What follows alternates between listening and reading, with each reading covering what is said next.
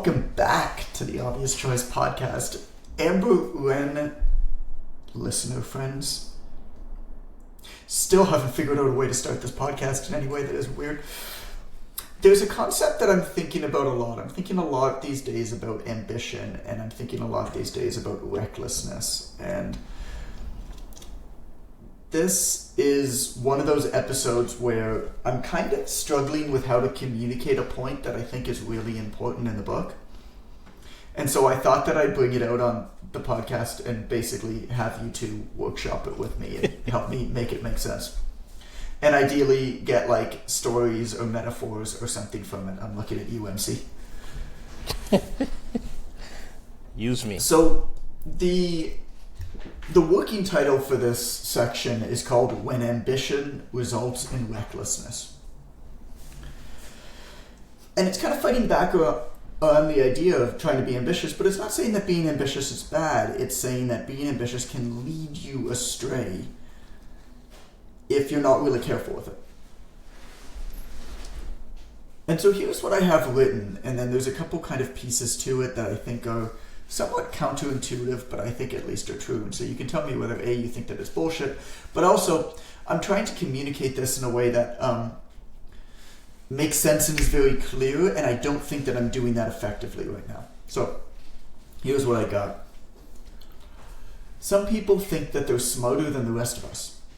They're always looking for the best tricks, hacks, and gimmicks. And at any given time, it'll appear that they're ahead. It's not a person, though. It's people. The collective them. Individuals that chased fads don't win out over an extended period of time. Despite this, at any given time, it will feel like someone knows something you don't, and they might. There's always a way to cheat the system in the short term. The type of person looking for short-term hacks sometimes finds one. And when that happens, they'll have an advantage. But then things will change, because they always do with short-term gimmicks, and that person will flame out, only to be replaced by another. We unconsciously tend to compare our bloopers to another's highlight reel. But here's where it gets tricky.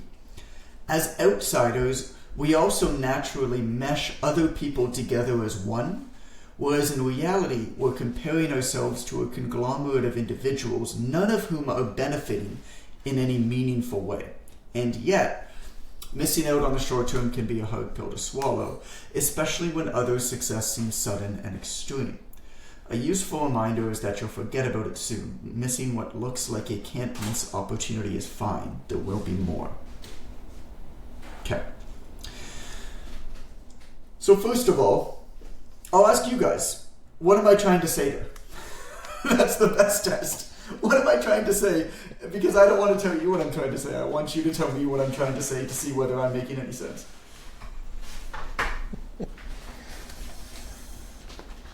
I don't know if Amber's about to say something or she's okay. She's not mentally here, according to her hat. So what I think I hear you saying, John, is that it's a tortoise and the hare fable. That's what I'm hearing. There's always something. Oh, there's a great quote about this that I actually cannot think of.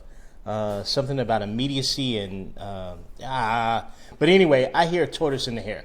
Like there's always going to be some flavor of the month, some it thing that you could be doing that might work for one person at some point, but it's not a substitute for consistent sort of unsexy effort. That's what I hear you saying. That some people are so ambitious that they shortcut themselves to a dead end. Just always trying to find a better way. Because the internet can give you the impression that there is some ultimately better way. For me, this ties into your lowercase ge, good enough, that you reference often, versus the capital B best. You know what I mean? That's what I hear you saying.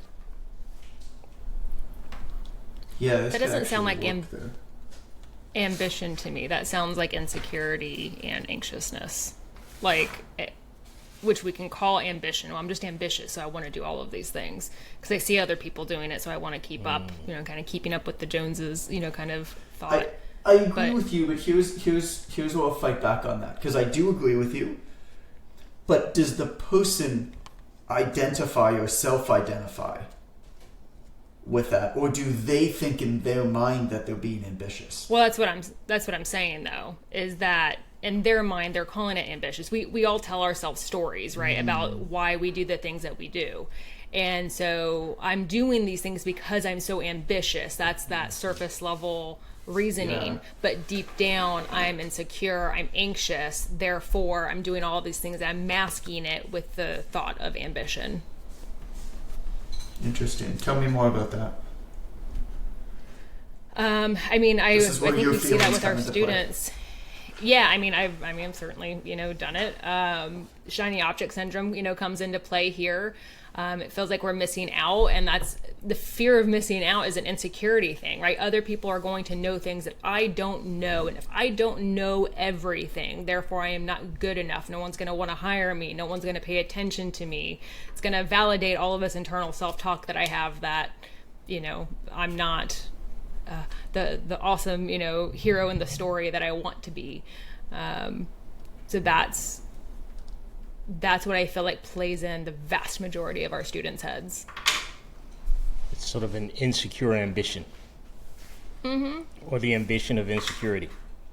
Well, I think about my biological dad, right? Like he's very, well off, but he grew up super duper poor.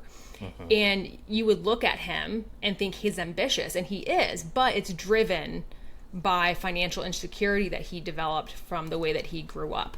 And same thing with a lot of other things that people would applaud him for, like, cleanliness and organization and all of that stuff, but they're really overcompensation mechanisms that he's developed over time. And I think we all do that.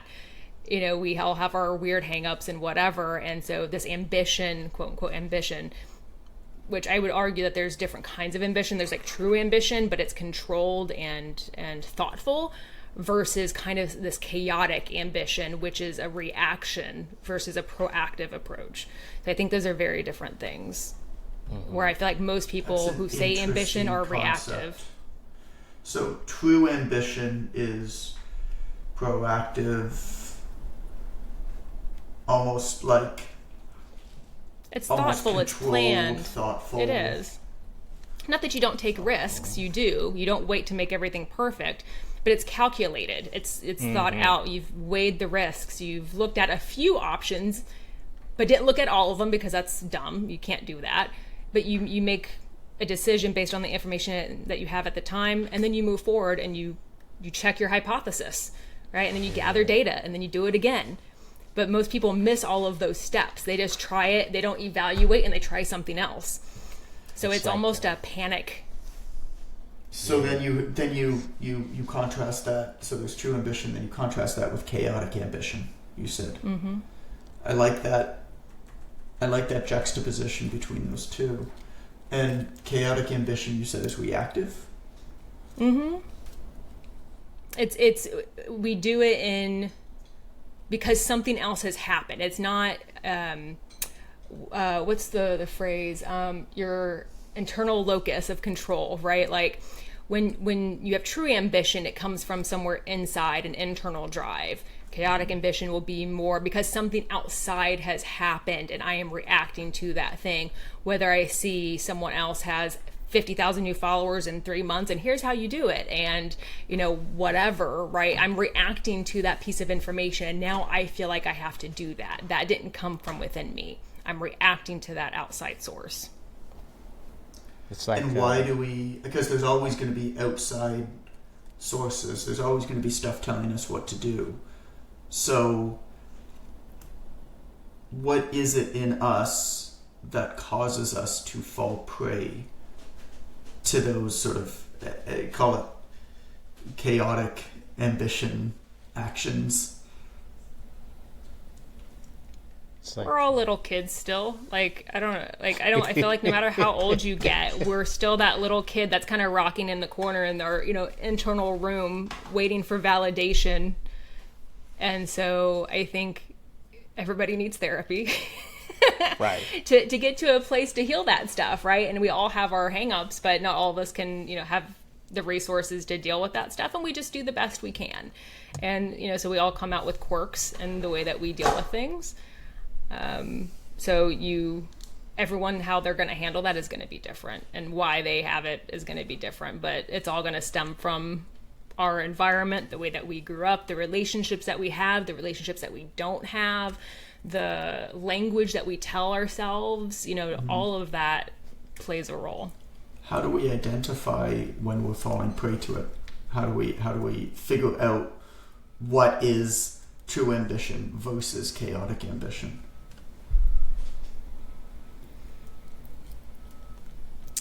My little sister says something that I like a lot. Pause and reflect. She's like, okay, we'll be playing a game and she'll be like, okay, I need to pause and reflect for a moment. And it's always stuck with, she said that like when she was 12 and she's like 20 something now, and that's always stuck with me. And for someone like me my brain is constantly go, that was really important. So before I do something, I have a personal heuristic of like, I don't make any big decisions in the moment. I refuse to let myself do it. If it's going to have a potential big impact on my time, my emotional state, my relationships, my finances, anything, I don't make a decision in the moment, because I know I'm impulsive. I know I tend to be reactive. And so I've built, my own little heuristics here and there to help protect myself in a way. But you have to pay attention. Like, you have your bug book thing that you talked about a while ago, right? And so tracking those things. How am I feeling in the moment? I did this decision. How was I feeling when I made it? How did I feel after? What were the impacts? So you have to pause and reflect to see what's going on. Len, do you have any thoughts on this? Yeah, just rolling out on Amber's theme here. It seems like there's extrinsic ambition and intrinsic ambition. Extrinsic is chaotic, and intrinsic ambition is a little bit more process-oriented, maybe even systematic, because I think that will allow you to act in a way that you're not desperately seeking an outcome for every specific action taken. That happens a lot. We see that a lot in the Online Trainer Academy students. I did this, so why didn't I get that? Because it's not an exchange. It's not transactional. Extrinsic ambition is probably also transactional and chaotic, right? An intrinsic ambition probably doesn't lead you to such a transactional relationship with the activity, and it's probably much less chaotic because you can sort of see the forest for the trees a bit better. I like what Amber said about it being chaotic, though, because that's as mentors in the Online Trainer Academy, you can feel that chaos within 5 or 10 seconds of the Zoom call opening.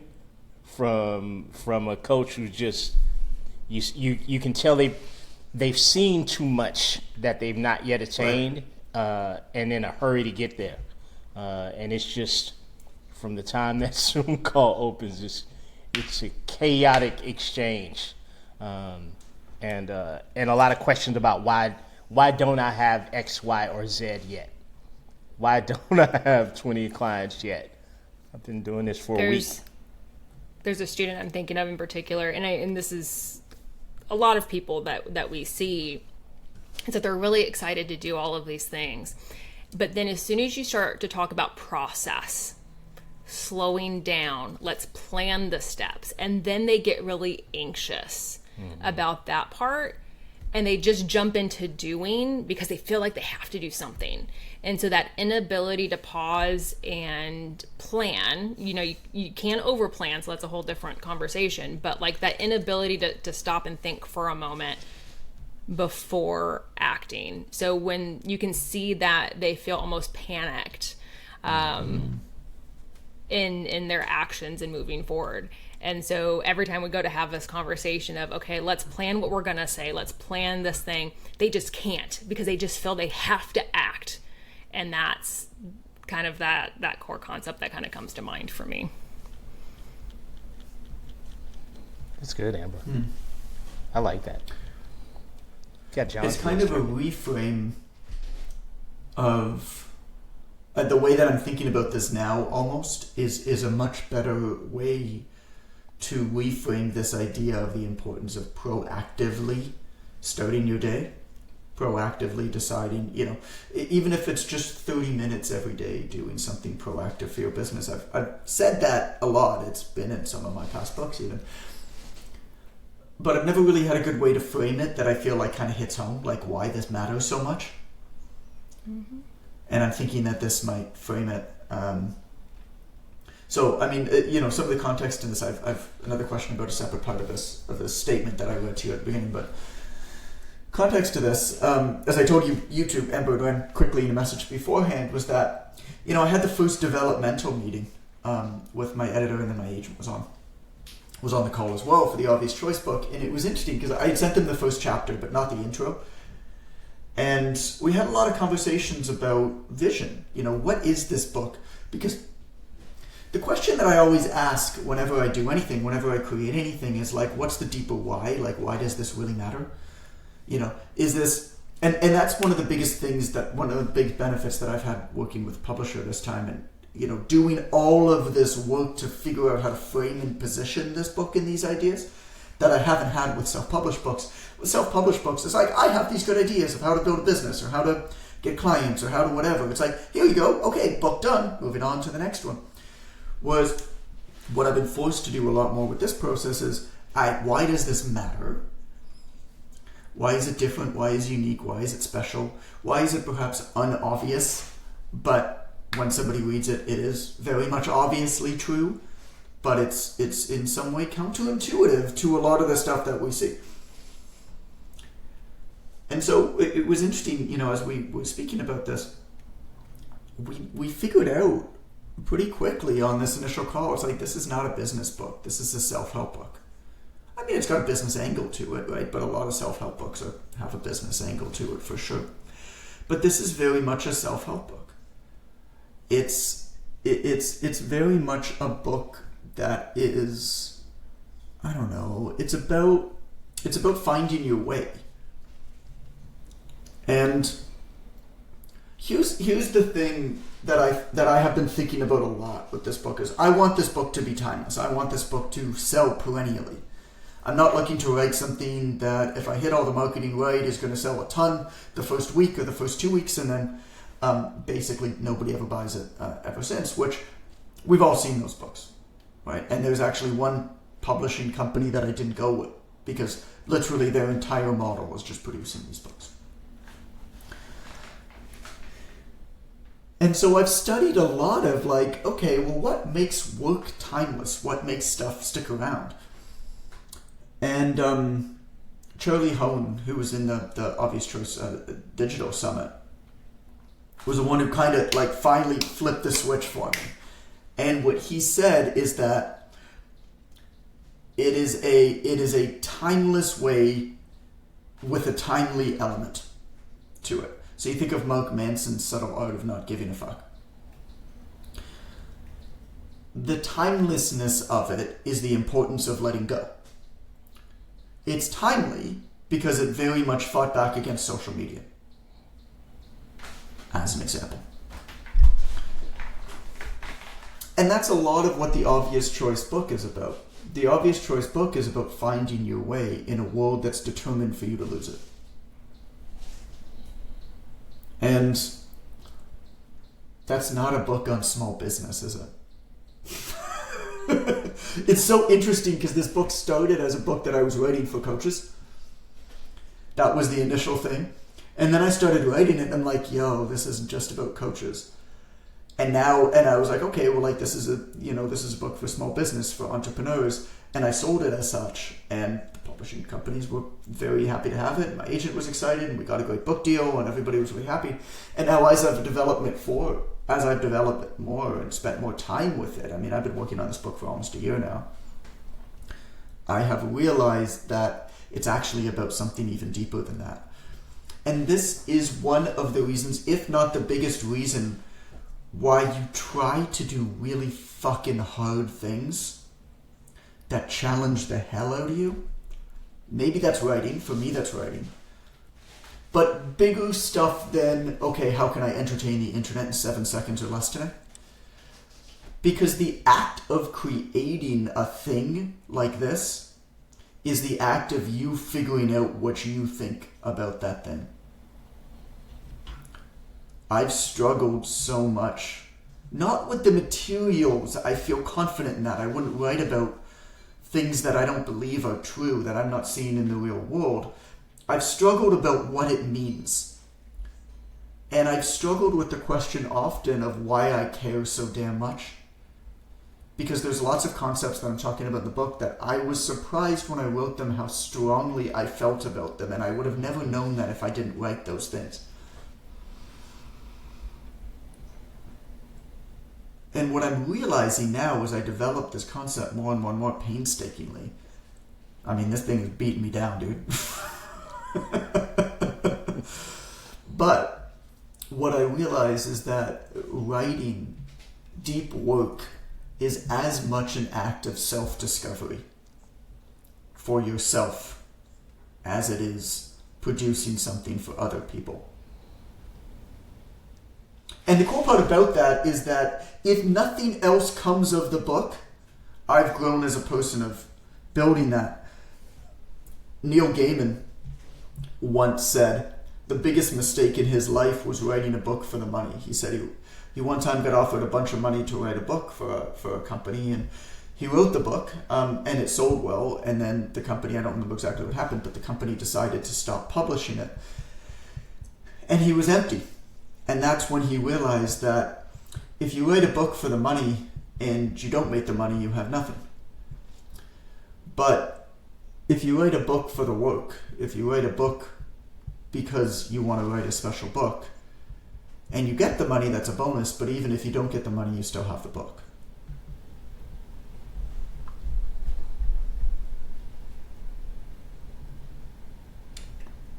This has been a hard process. This has been a process probably where I've grown more than anything that I've ever done. And I've done hard stuff before, I think. I don't know. Didn't seem hard at the time. But the process, that the reason I'm telling you all this, A, is it's my act of discovering it, but also it's important whenever you're doing anything that you think matters to you, that you think deeply about why it really matters. What's the deeper why? Everything always comes back down to some sort of deep insight or deep human emotion or want or need. Whatever you do, whether it's something you coach, whether it's something you sell, you're fulfilling a deep human need. What is the timeless aspect of that need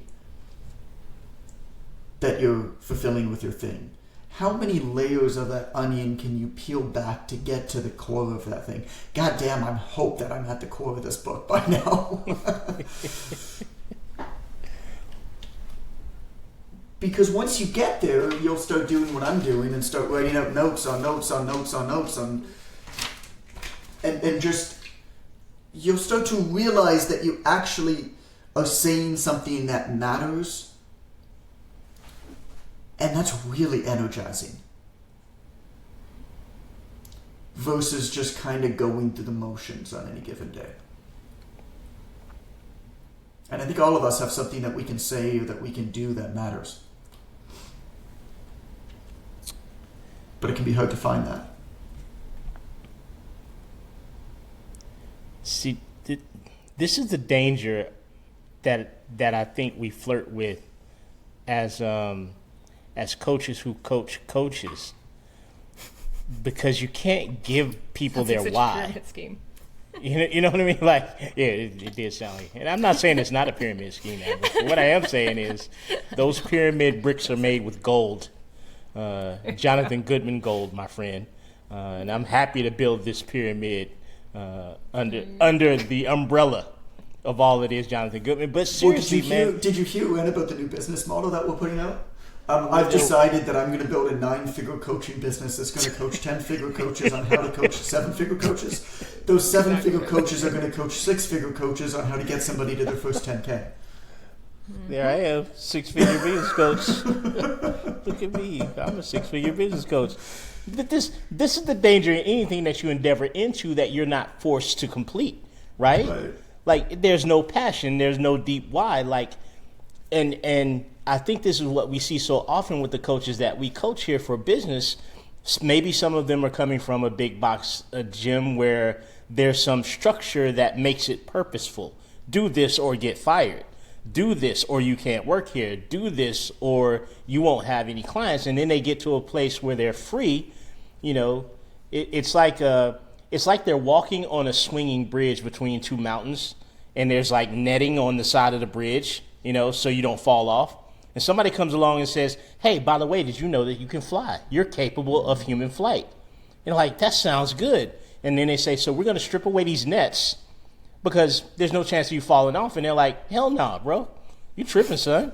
I need those nets up. Like, and if you enter into the online space, even probably more specifically, and you don't have that why, you don't have the thing that causes you to take the action the next day, there's no self-reflection, there's no self-propulsion, you end up, you know, writing a clever USP, struggling to develop content, have difficulty connecting with your audience, you know, because it's, sure, so much of it is tactical, but without the philosophical piece and the connection, it's just too hard, bro. I mean, let's just call it what it is. Like, it's not an easy thing to get an idea for a whole business and then teleport it into the known universe and then sustain yourself and your family off of this idea that you brought to fruition without a why, with, you know, as you said, writing the book for the sake of the money.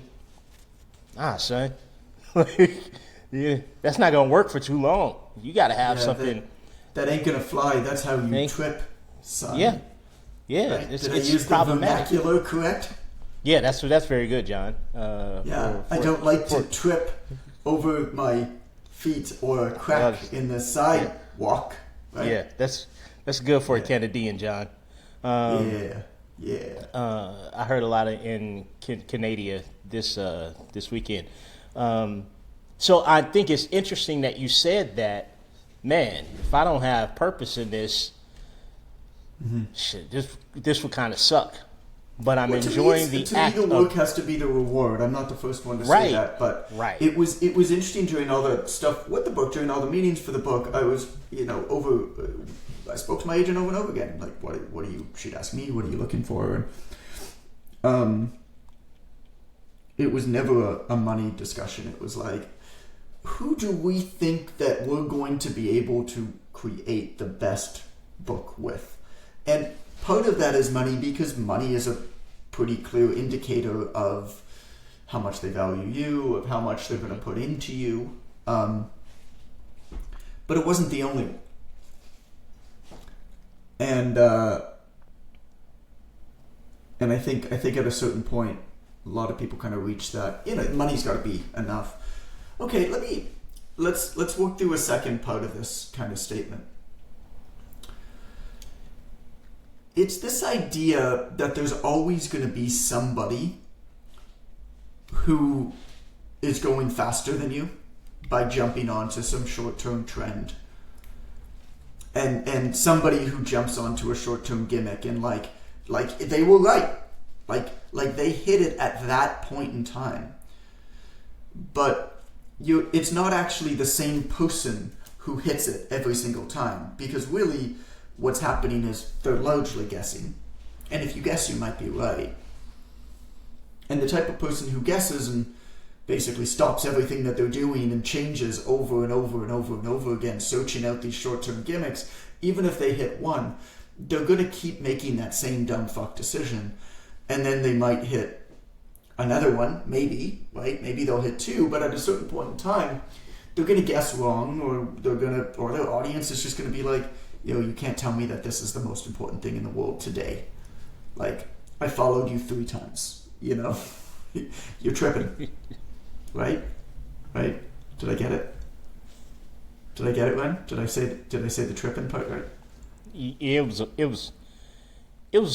lowercase ge good enough, John. Yeah. So don't concern yourself. Passive aggressive Canadian compliment I have ever heard in my life. Don't concern yourself with capital B best right now. You're doing fine, buddy. You keep going. Oh, I have a gift idea now. Oh man. So Write this down. What's happening then is that we're not comparing ourselves to one person. We're comparing ourselves to the conglomerate of people. Conglomerate of people. We're comparing ourselves to a group of people that all show this type of obsession with short-term gimmicks, but the individual isn't benefiting. But we don't pay attention to an individual. How do I say that, guys? Say it again for me. Oh, jeez. Sorry, I'm trying to think of how to help. Say it At any shorter. given, I'll read you what I have in the book again. At any given time, it will feel like someone knows something you don't, and they might. There's always a way to cheat the system in the short term. The type of person looking for short-term hacks sometimes finds one, and when that happens, they'll have an advantage. But then things will change. They always do with short-term gimmicks, and the person will flame out, only to be replaced by another. As outsiders, we naturally mesh other people together as one, whereas in reality, we're comparing ourselves to a conglomerate of individuals, none of whom are benefiting in any meaningful way. This is like the clock is, even a broken clock is right twice a day kind of thing. I don't understand that. I mean, I know the Jay-Z line, but like, what does that even mean? It's a clock, John. Well, literally, if you think about the face of a clock, right? If it looks like it's 6 p.m. and it's not moving, at one point throughout the day, it's going to look like it is 6 o'clock. So 6 a.m., 6 p.m. I get it now. So in the AM and the PM. Mm-hmm. Yeah. Right. Okay, I get it. Nice, John. Well, if nothing else, we taught John something today. Yeah. I have that song. I've got a playlist called Walking Around Music. Yeah. It's just whenever I hear a song that I start bopping my head to, I add it to that playlist, and I have that song on there from Jay-Z. And whenever that line came, I'm like, it goes too quick for me to think about what that metaphor means. And I'm always just like, I wonder what that sounds like a good analogy. I wonder what that means. No, I know. It rhymes. It's all the people that are like super boastful, right? Like they seem like they know everything and they're really loud with their opinions and whatever. Mm-hmm. And as soon as they hit it right, they get even louder. And then it makes it feel like they are right all the time, right? What's the dude from the movie The Big Short? He was featured pretty prominently in it, but Michael Burry is like a hedge fund advisor, and he called successfully the housing crisis and bet against it and like made billions of dollars. And the movie like calls him hero. It's like, well, this dude has called like 15 crises since. Right. Mm-hmm. You know, he's just basically always saying that the world is going to end, and eventually, like the financial world will probably collapse. It does. And then, like, even a broken clock is right twice a day. You know what I'm saying, guys? Right. Good use, They use it John. all the time now. Just I know. immediate Well, I don't want to usage. be. I don't want to be tripping, right? You know, here we go. Back to GE. But I think I think what you're saying, John, is that, you know, it looks like people are having success, but there's no enrichment of the individual if the only reason for the activity is the result of said activity, right? Because sometimes people, again, transactional, people only do things for the possibility of a transactional victory, but they don't learn anything from that. We see it in fitness, right, with people that want to skip the process of doing the work. And then what happens if they do get the body? They can't even see it. They can't even recognize that they've lost weight in the mirror. I see this all the time with my gastric bypass clientele. I see it all the time with people who may have had some surgical procedure to adjust their aesthetic, right? You don't. it's not the result that gives you the confidence, it's the process that gives you the confidence, right? It's not the result that satisfies you, it's the earning of the result that satisfies you. It's not the win that makes you a winner, it's the competition that makes you a winner, right? And when you skip that, you can't, there's no way to fool yourself, in terms of what you have done and what you haven't done. But you can make it look like to others that there is something unique and different and special about you by shortcutting the victory. But you're going to fizzle out, man. The more work you do, the more you realize it's about the work in any given industry, like in anything. Whether you're a basketball player, whether you're an artist, whether you're a singer, whether you're do music production. I agree, but you've gotta still like feed your family. And oh yeah, absolutely. Not worry about having to feed your family, unless you're like a fitness person and good looking and probably have like a rich spouse because you're good looking. Right. Then you don't need to worry about it as much. But that's a whole different conversation. That's all right. I think that's fair to say, John. You're loud. That was a joke, folks. The thing. Oh, jokes have an element of truth in them. What? So, but that doesn't quite. I mean, I agree, Ren, for sure.